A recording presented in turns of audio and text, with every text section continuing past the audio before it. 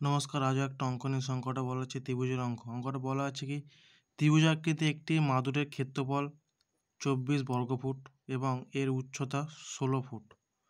এর ভূমির দৈর্ঘ্য কত? উত্তর হবে 3 ফুট। অঙ্কটা বলার আগে বলে রাখি, তোমরা আমার হোয়াটসঅ্যাপ ও টেলিগ্রাম চ্যানেল জয়েন করতে পারো, যেখানে প্র্যাকটিস সেট ও মক টেস্ট দেওয়া হয়, যার লিঙ্ক অঙ্কের ডেসক্রিপশনে দেওয়া আছে। সেখানে কী বলছে, ক্ষেত্রফল 24 বর্গফুট এবং উচ্চতা বলেছে 16 বর্গফুট। তো আমরা কী বের করতে হবে? ভূমি। আমার এখানে ওটা এই ভূমি বের করার সূত্র হয়, শর্টকাট সূত্র আছে কি, ভূমি ইজুকাল টু 2 ইন্টু ক্ষেত্রফল বাই উচ্চতা, মানে তো 2 ইন্টু ক্ষেত্রফল 24 বাই 16 উচ্চতা। এটি আমরা 2 থেকে 2 এককে 2, 8 দুগুণে 16, 8 এককে 8, 3 আষ্টে 24, তাহলে কত হলো? 3। তো উত্তর কত হলো? 3। এই 3 ফুট, এটা হচ্ছে উত্তর। বা তোমরা এরকম করে করতে পারো, অথবা তোমরা ক্ষেত্রফল, ধরুন আমরা ক্ষেত্রফলের সূত্র জানি কি, হাফ ইন্টু ভূমি ইন্টু উচ্চতা।